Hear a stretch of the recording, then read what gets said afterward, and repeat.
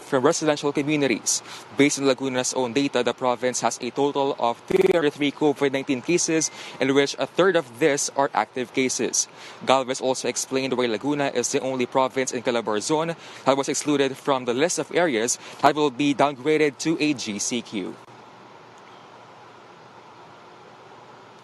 Yung doubling time, kasi ang naging is doubling time ng death, doubling time ng new cases, at saka yung tinatawag natin na yung minimum basic health facilities. So sa ngayon nakita natin, ang Laguna wala pa siyang testing center. Ang testing center lang natin is yung sa De La Salle dito sa Region 4A. Kaya medyo nakinakabahan kami. That's why we are in a hurry na magkaroon dito ng quarantine facility. So sama kasi yun sa sa minimum health standard ng isang province.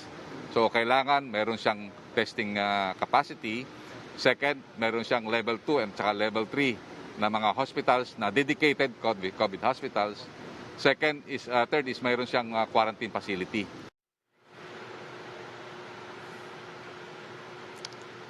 Jovi Galvez also denied the supposed irregularities in the government's procurement of about 20 billion pesos worth of medical-grade PPEs. The reported 3 million PPE sets is part of the first tranche of a total 11 billion PPE sets. Jovi? JC, can we identify again who will be manning the sports arena once it's converted into a quarantine site? Jovi, no exact details on that yet, but it's the IATF who decides on who will man the facility. Just like in the Philinvest in Muntinlupa City, it was the Bureau of Fire Protection who will man the facility. Jovi? Are there plans to put up more COVID testing labs in that area or in Calabarzon, JC?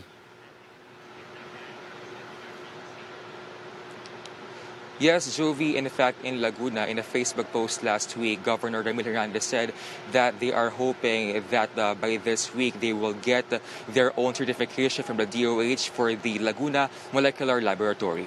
Jovi? Thank you, JC Cosico, reporting live from Binyan, Laguna. Chaos and confusion marred the extended distribution of the government's cash aid in Barangay San Jose in Rodriguez, Rizal, Wednesday. Here's more on that story. The distribution of cash aid under the Social Amelioration Program in Barangay San Jose in Rodriguez, Rizal continued past the deadline set by the DILG. But it looks like there is no end in sight to the thousands of residents still lining up to receive the dole-out. Barangay officials have even put up an official list of SAP beneficiaries. But this did not deter other people who are hoping to receive assistance from the government. Most of them fall in line to submit a grievance form and to appeal for their inclusion to the program. Most of them fell in line to submit a grievance form and to appeal for their inclusion to the program. The frustrated residents also want a formal explanation from the MSWD and the barangay why they were not included at all. Just like 78-year-old Francisco Barile, who claimed that nobody came to his home to talk to him. Sabi nila, tignan daw namin dito sa master list lahat ng mga dito. Eh wala naman akong pangalan dyan sa master list. So yun po pinagtatakaan ko. Eh matagal na ako po dito. 1971 pa ako dito. Others insist everyone should have received the payout. Kasi sabi ni Duterte, lahat naman bibigyan dahil lahat naman nangangailangan lahat naman na lockdown Eh bakit hanggang ngayon wala pa po kami? But Barangay San Jose officials explained that they only got the memo to evaluate their constituents last May 9. That's despite requesting for the official list of residents from the local government 2 weeks earlier. Over 50,000 families in Barangay San Jose are part of the poorest of the poor in Rodriguez, Rizal. But only 13,600 of them are set to receive the dole-out from DSWD. The MSWD, meanwhile, is targeting to finish the SAP distribution on Friday. After that, thousands of grievance forms await them. We'll be back with more stories after the break. Stay with us on One News.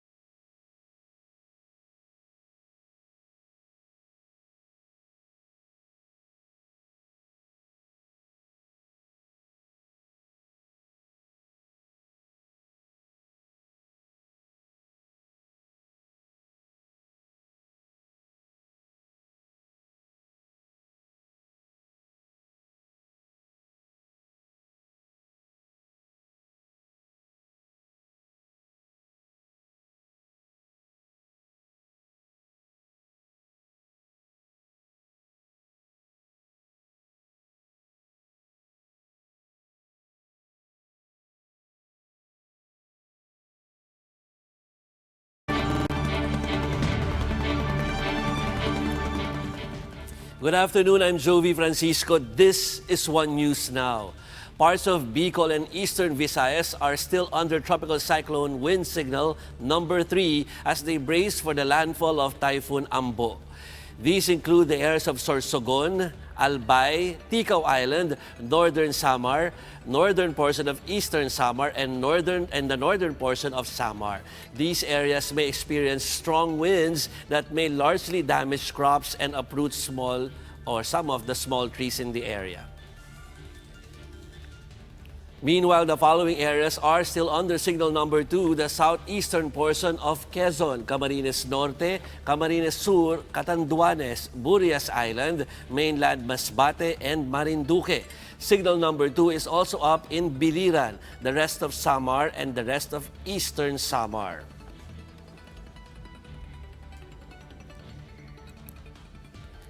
Signal number 1, on the other hand, have been hoisted in the following areas: Aurora, southern portion of Nueva Ecija, Metro Manila, Cavite, Laguna, Batangas, Rizal, rest of Quezon, Romblon, Bataan, and Pampanga. In the Visayas, the northern portion of Leyte remains under signal number 1.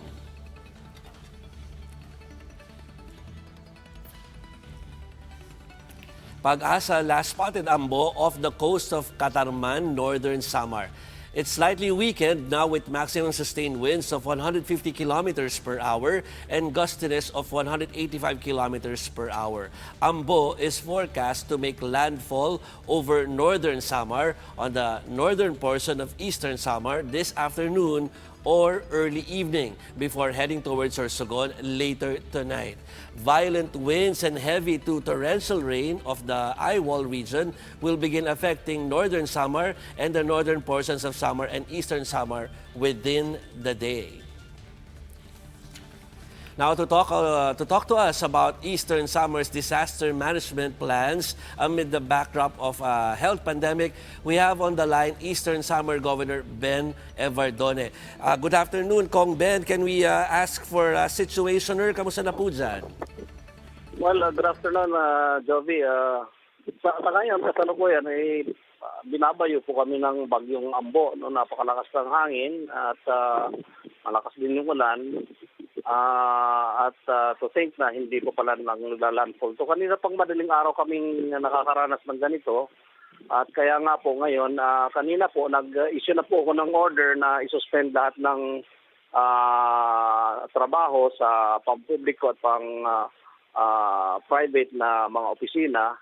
At inatasan na po natin yung mga mayors sa mga nabanggit na mga bayan katulad ng Artetse, San Policarpo, Hipapad, Oras, Dolores, Canavid, Sulat na magsagawa ng forced evacuation dahil napakalakas itong bagyo at baka maiwasan yung aksidente. Ano? Okay. At ang DPWH din po ay sinara na isang portion ng highway namin na nagko-connect ng Eastern Samar papuntang Western Samar dahil yung area po na yan ay prone sa baha at landslide. Ako po. Ngayon Kong po Ben, talaga, Joey, napakalakas po dito ng ng ulan, ano? hangin sa amin. Sorry, ako may sanay pa akong tawagin kayong Kong Ben, pero Governor, I'm sure nagkaroon kayo ng konting pagbabago doon sa ginawa niyong evacuation ng mga residente, ano? Dahil nga meron tayong isa pang problema, yung COVID. Kamusta naman po yung isinagawa ninyong evacuation? Well, totoo po yan. Ang naging isang problema po namin na nahardal ngayon dahil karamihan po, kung hindi man lahat, ng aming evacuation centers ay kinonvert po namin na ligtas COVID facilities, isolation facilities. So ngayon po nanganap po kami ng ibang mga areas na mga classrooms, yun ang magagamit na evacuation centers. Ang problema po natin ngayon ay yung tinatawag na social distancing. Yan ang malaking hamon po sa amin ngayon dahil siyempre magsisiksikan po yan sa mga classrooms. Kasi yung mga evacuation centers po namin, kinonvert namin, Joey, into COVID So mga kwarto-kwarto, isang kwarto, isang tao lang Opo. Kasi yun po ang preparation po namin dito sa COVID na crisis naman. Governor Ben, siguro panghuling katanungan na lang po for this conversation. Siyempre po ay talagang itong mga nakalipas na panahon ay sige labas natin ng pondo at ayuda para sa mga kababayan po ninyo. So okay pa ba na meron pa ba kayong ilalabas na ganong klaseng ayuda o tulong sa mga nasa evacuation centers? Well, totoo po yan. Meron pa naman po. Meron pang nakatabi po ang ating probinsya dahil alam nga po natin na pagdating ng rainy season, starting ng September hanggang December, January, ay hindi po tayo pwedeng magpabaya dyan. Although talagang marami din po mga LGUs na talagang said na rin po ng pondo dahil nga sa paghahanda nitong sa COVID, no? Nakakailang wave na po silang pamamahagi ng mga relief goods, pagbili ng mga kagamitan sa COVID. Katulad din po ng probinsya po, no? Sa tinutulungan po natin yung mga frontliners, yung mga BHERDs, at mamimigay din po kami ng mga tag 2,000 man lang sa lahat po ng households na hindi kasali ng SAP distribution kasi marami pong hindi kasali dito sa amin. Okay. So far po, kakayanin naman po at natutuwa naman po tayo at tumutulong po ang national government sa amin. Makikibalita na lamang kami ulit sa inyo, Gov. Thank you for your time. That was Eastern Samar Governor Ben Evardone. Meanwhile, the National Water Resources Board increased the water allocation for consumers in Metro Manila, Bulacan, Rizal, and Cavite. Starting today until the end of the month, Angat Dam will supply the MWSS with 48 cubic meters per second of water, up from the previous 46 cubic meters per second. The NWRB says this will ensure a steady supply of water to customers in time of the pandemic. The agency also notes that it's expecting a higher demand for water because of the relatively high heat index for the month of May. We'll be back with more stories after the break. Keep it here on One News Now.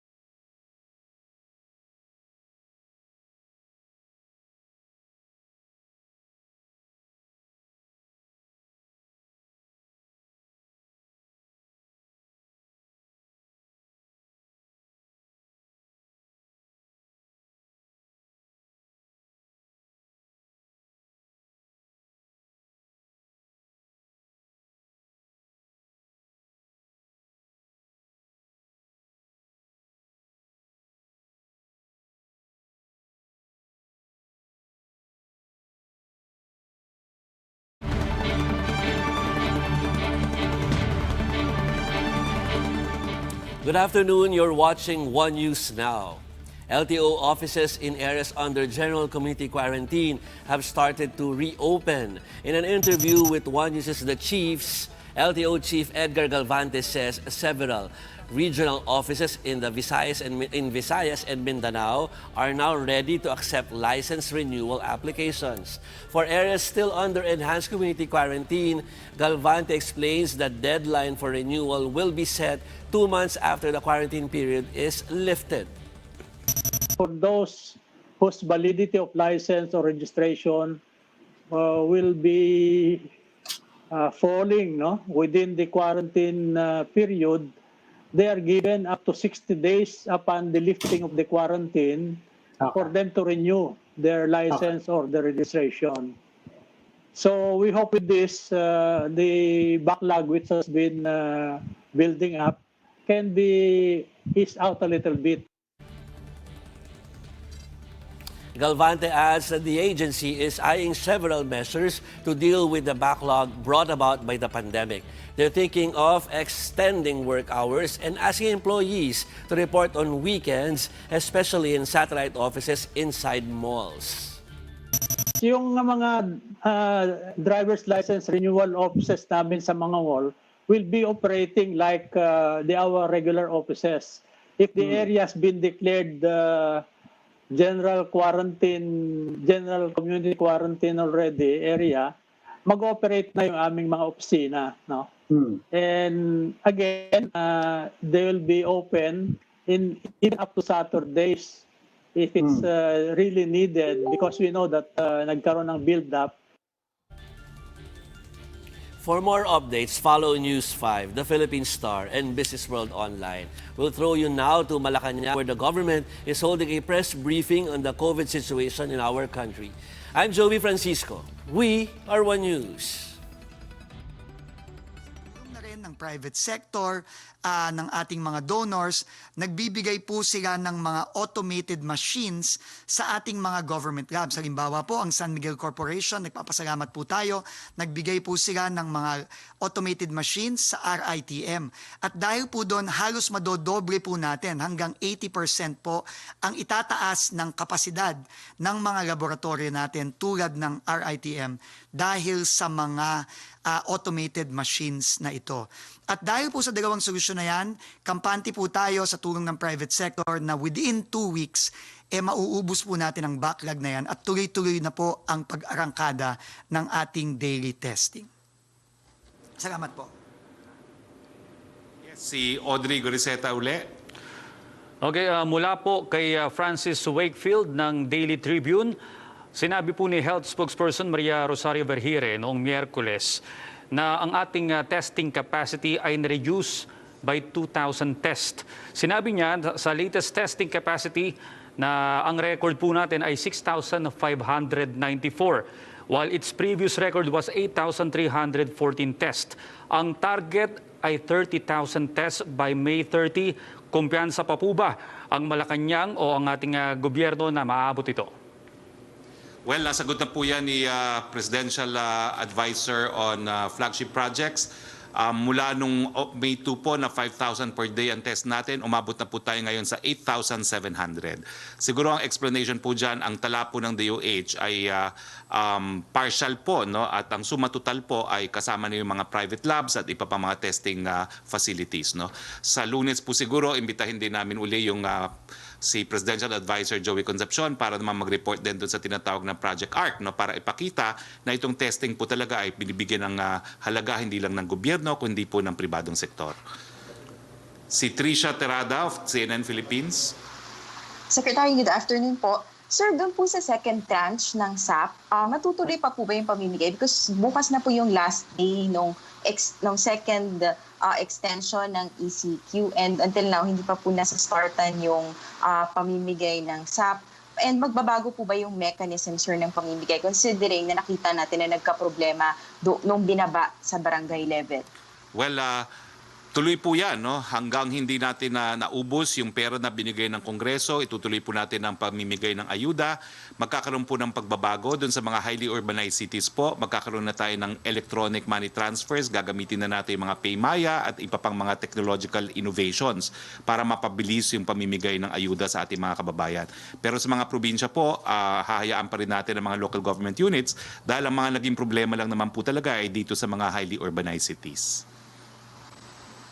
Sir, kailan po magsisimula yung pamimigay nitong second tranche? Well, simula na po yan kung hindi po ako nagkakamali. No? Ang kinakailangan lang po is mapakita na natapos na nila yung first tranche. No? At may mga lugar po na namimigay na ng second tranche.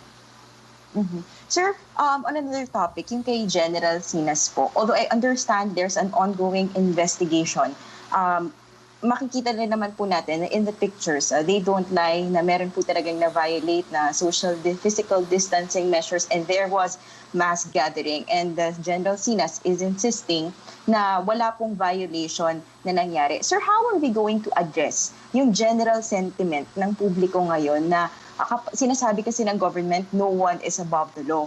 Pero nagmumukha po na kung may kapangyarihan o mayaman, pwede po nila malusutan yung batas. Whereas kung may mahihirap po na humihingi lang ng tulong, kagaya po sa Marikina 10, na lumabas po, napusasan sila, in some other cases napapatay kapag nag-violate ng law. How are we going to address this public sentiment, sir? Well, kakausap ko lang po kay Executive Secretary Medialdea bago tayo nagsimula ng briefing. Inatasan na po niya ang internal IAS, no, Affairs Services ng PNP na mag-conduct ng investigasyon at i-forward sa kanyang tanggapan na mismo kung ano ang resulta ng investigasyon. So yan po ang latest development dito sa issue nito. Let me also go back to your first question, no.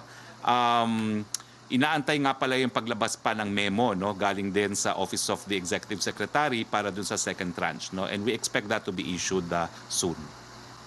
Audrey Gariceta? Sir, ano po yung Ano yung ano?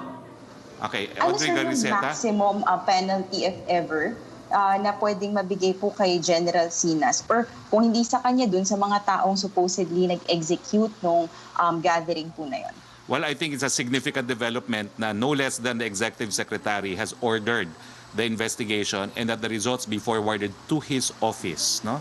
So hayaan muna nating umusad ang investigasyon bago natin pag-usapan ng parusa. Yes, back to Audrey Gariceta, please.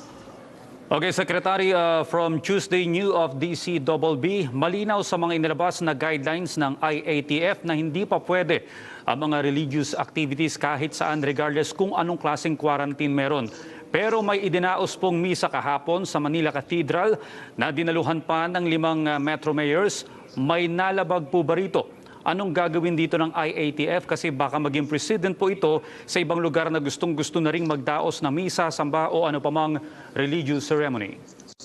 Ang pagkakaintindi po natin dyan, yung misa na yan ay live streamed. So virtual mass din po yan. No? Kakaunti lang po yung tao na nasa Manila Cathedral at sumunod din po sila sa social distancing. No? So sa tingin ko po, wala naman naging paglabag dahil ngayon po talaga the new normal is virtual everything, including masses.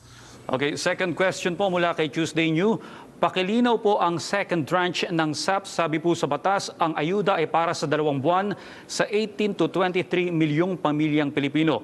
So inaasahan po ng ating mga kababayan na sa 2 buwan nilang walang trabaho ay meron silang 2 beses na tig 5 hanggang 8,000 pesos. Bakit daw po ngayon yung mga inilagay sa GCQ area ay hindi na makatatanggap ng katulad na halaga? Gayong marami sa kanila ay walang natanggap kahit pa noong ECQ sila.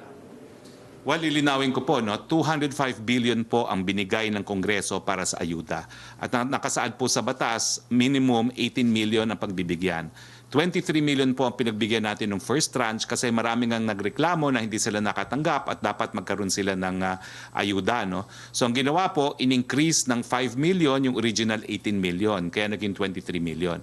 At dahil limitado po yung binigay ng Kongreso na 205 billion, minabuti po ng IATF na para sa second tranche, yung mga areas under ECQ na lamang ang bibigyan ng ayuda. At this amounts to around 13 million beneficiaries pa rin po. Ang dahilan naman po, dahil nasa GCQ na sila, pwede na sila kahit paano magtrabaho, maghanap buhay, hindi gaya ng mga nasa ECQ. Pero itong bagay pong ito ay will be subject nga to a memo to be issued by the Office of the Executive Secretary. And syempre po, nandyan po ang ating Presidente. The ultimate decision will lie with the President. No? Alam niyo naman po si Presidente, talaga namang siya yung nag-utos na magbigay pa ng 5 million. Tingin ko po kung sa tingin niya, kinakailangan bigyan ng lahat, gagawa niya ng paraan. Pero sa ngayon po, antayin natin ang desisyon ng ating Presidente. Pero yung 23 million po from the original 18 million na sinabi ng Kongreso, dahil nga sabi po yan ng Presidente, bigyan ng mga nangangailangan. Joyce Balancho. Yes, sir. Good afternoon, Secretary. Just to clarify lang po, kasi in your earlier slide, you mentioned low-risk areas will be placed under GCQ. Pero seconds later, you mentioned modified GCQ. So hindi ko po alam kung baka may error lang dun sa pag-mention na modified GCQ. So is it GCQ or modified GCQ? And Well, if it's GCQ, ibig sabihin po ba nito, sir, wala na yung category na modified GCQ? Meron pa rin po yan. Pero I guess for simplicity purposes, general community quarantine muna. No? It was actually General Anyo who mentioned yesterday the modified GCQ. No? Pero sa ngayon po, inaantay pa rin natin yung guidelines. Pero while, so for now, pending the receipt of guidelines of modified GCQ, malinaw naman po ang guidelines sa GCQ that's applicable throughout the Philippines except for NCR, Laguna, and Cebu City. Okay, sir, follow-up dun sa question ni Mase kanina on appeals ng LGUs. Ang Lapu-Lapu City and Mandaue City po sa Cebu ay uma-appeal din po. Currently, GCQ yung pataw sa kanila pero they want to be included sa ECQ areas. Kasama po ba sila sa pinag-aaralan na rin po ng IETF? I think kahapon po yung deadline natin sa receiving of appeals. Basta naman po na-receive ang appeal nila, this will be considered by the IETF and the submission could be email, or physical submission of the request for reclassification. No? May tinayo po tayong validation committee para mag-receive at aktuhan po itong mga apilang ito.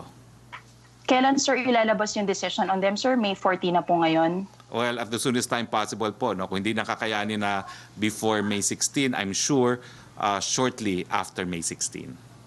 Sir, very important question lang po. Doon sa mga kababayan natin i-hire as contact tracers, magkano po yung sweldo nila?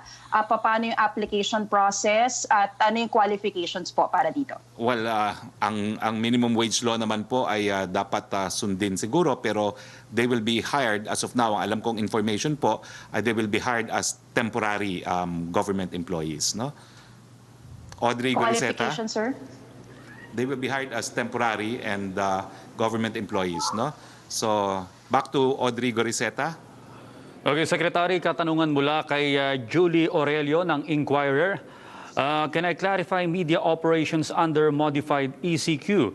Your PowerPoint presentation yesterday showed that under modified ECQ, media operations can resume at 100% subject to safety protocols as compared to ECQ wherein media can only operate at 50% of the workforce. With the modified ECQ, does this mean that IATF IDs or rapid passes for media are no longer needed? Will media IDs suffice at checkpoints? Will the IATF or PCOO issue new guidelines on media operations under modified ECQ? Ang question is kung valid pa ba ho yung binigay na mga passes ng PCOO. They are still valid. No? Ang pagkakaintindi ko naman, yung mga media companies, they submitted the names of all their employees at lahat naman po sila ay binigyan ng IDs. Kaya nga lang po, hindi sila lahat require na magtrabaho sa kanilang work situs. No? At karamihan ay naka-work at home. Katunayan po, marami sa mga miyembro ng Malacanang Press Corps ngayon ay working from home pa rin. No? So, wala pong epekto itong transition to modified ECQ dun sa mga IDs na na-issue na po ng PCOO. They remain valid. Joseph Morong. Okay, wala pa si Joseph. Mamaya pa yung last question natin. Back to Audrey. Okay, Secretary, katanungan mula kay Belia Carriazo ng Bandila. May mga LGUs po na mag-aapela sa IATF sa naging desisyon na isama na sila sa GCQ after May 15. Like sa Pampanga, for example, after meeting with the mayors, ang sabi po ni Governor Pineda, naging consensus na i-appeal na isama ang buong Pampanga sa modified ECQ instead of GCQ to allow them to prepare for the transition to GCQ. Will that be considered by the national government? It will be entertained po by the IATF. We have established a screening and validation committee para aktuhan po lahat itong mga apilang ito. Kasama po ang Pampanga dyan sa mga nag-apila. Okay, Joseph Morong. Hi sir, good afternoon. Good afternoon. Sir, first question. Sir, sa liquor ban, ano muna, number one, yung decision ng IATF. And number two, because some of you are saying that it is up to the LGU. Meron po bang situation yung IATF to convince yung mga LGU to lift the liquor ban if they have? Because I understand there are some interest there. Well, I'm looking at Mayor Arcilas here for guidance. No, I think the liquor bans was imposed by the different local government units. Okay. Sa kaso po ng Santa Rosa, ililift nga daw po niya. Malapit na ang liquor ban. So wala pong discussion sa IATF pagdating sa liquor ban. Ang didiscuss lang po ay po pwede na mag-operate under modified ECQ yung mga liquor companies at saka mga tobacco companies dahil kinakailangan naman natin ng pondo. No? Pero tama po yung aking nabanggit sa iyo before. Dito po sa Metro Manila, actually may ilang mga local government units po na walang liquor ban. No? At it is the local governments that impose the liquor ban. All right, sir. Dun po sa movement of workers and individuals, we have several cities na under GCQ and then GCQ and MECQ.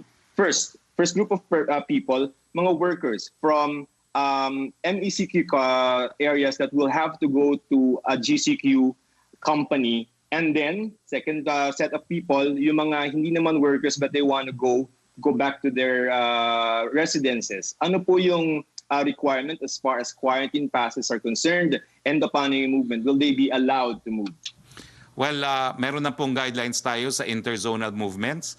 Yung mga allowed po magtrabaho sa iba't ibang quarantine areas, they will be allowed provided, of course, that they are working in an industry that's allowed to operate. No? So ang kailangan lang po nila is employment ID at saka yung ID na papatunay kung saan sila nakatira. Para dun sa mga iba po na gusto pang umuwi, well, hindi pa po natin pinapayagan yung mga non-essential travels. No? At kinakailangan pa rin na kung gusto nyo magbiyahe na interzonal na hindi naman work-related, kumuha pa rin po kayo ng LGU clearance. Sir, one short question before I can go. I want to go to Sir Vince, no, but one quick question for you. Yung sa media establishments, in an ECQ, it's 50%. And then in the slides that you released yesterday, sa modified ECQ ay naging na siyang green. So does it mean that media establishments may ask to have a 100% workforce na under MECQ? Well, under MECQ po, ang media is 100%. Although, iniinganyo po natin sila na the general rule pa rin is kung po pwedeng work from home, mag-work from home po tayo. At tayo naman po sa Malacanang Press Corps, miski tayo nasa MECQ, we will continue with our online press briefings po because I have comorbidity.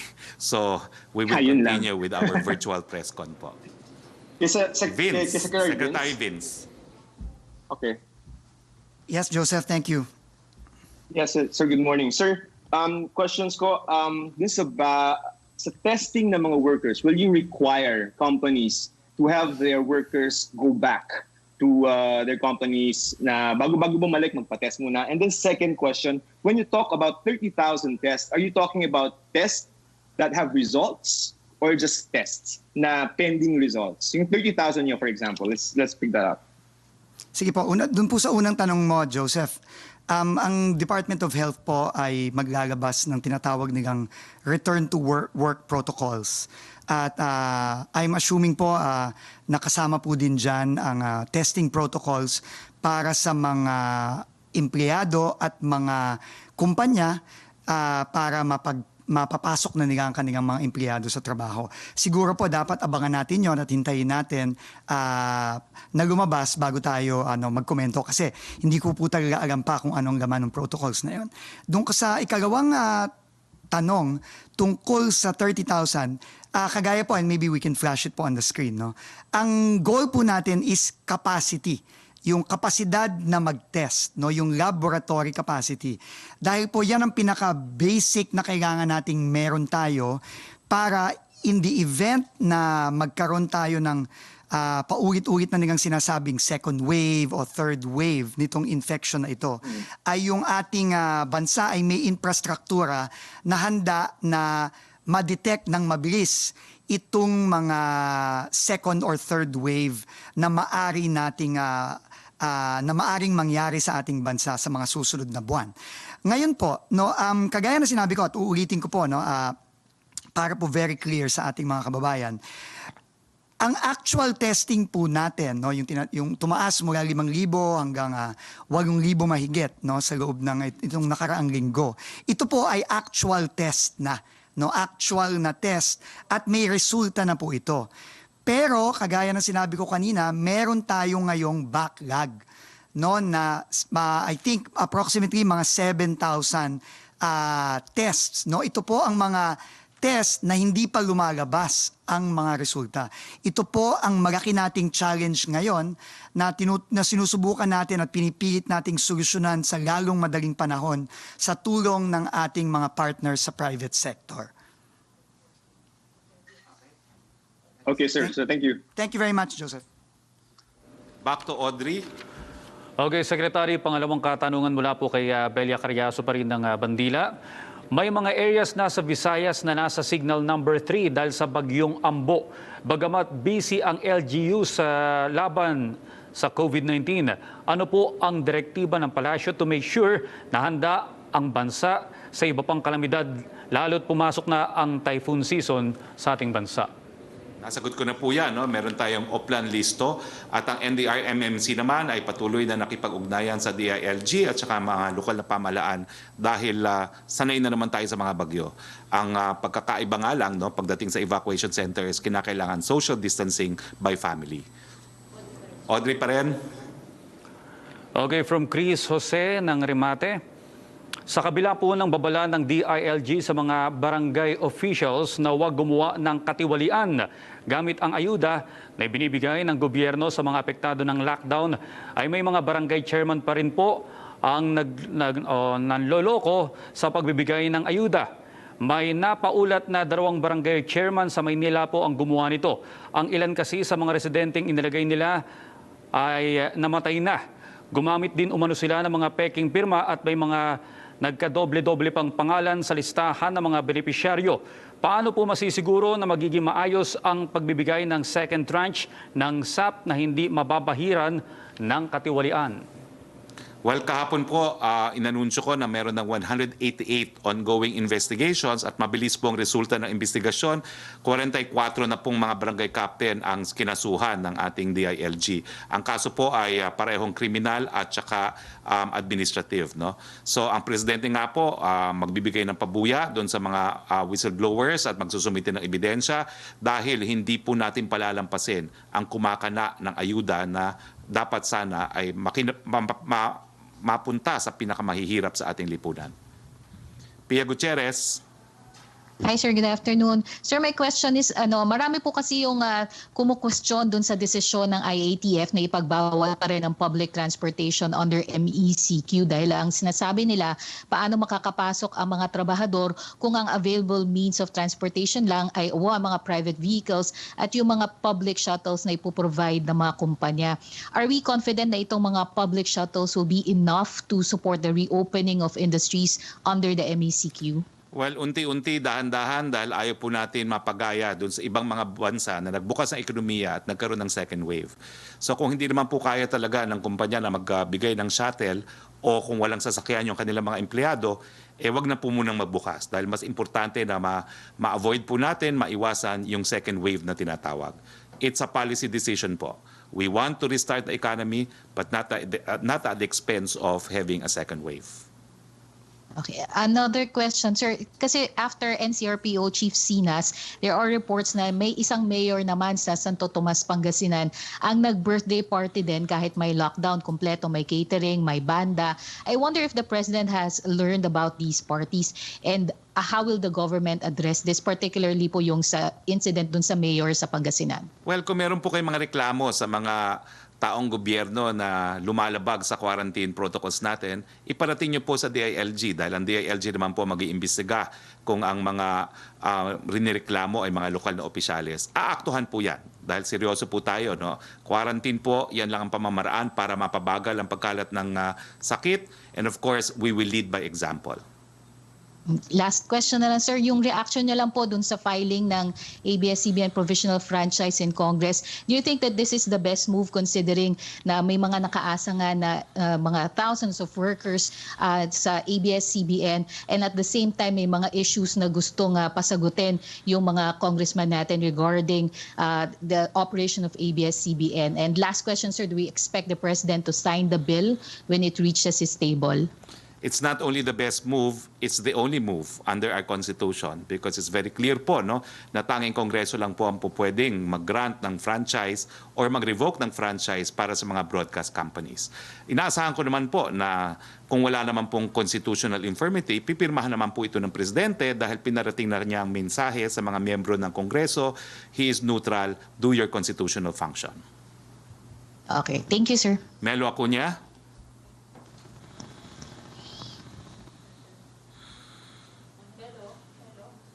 Melo Acuña. Anyway, wala si Melo Acuña.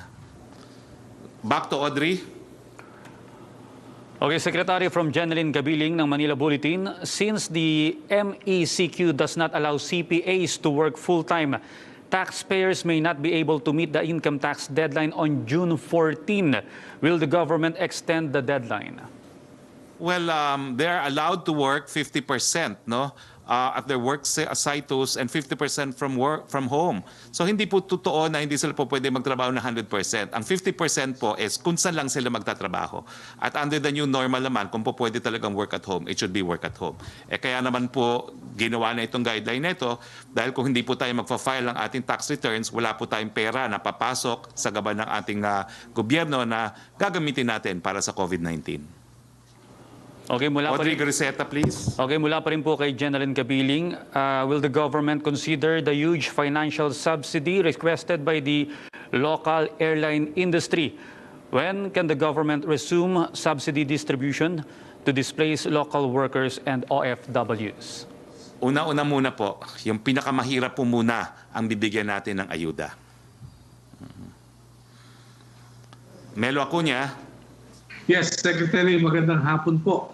Ang Pilipinas po ay tumatanggap ng mga donasyon mula sa iba't ibang samahan, sa mga pamahalaan at korporasyon.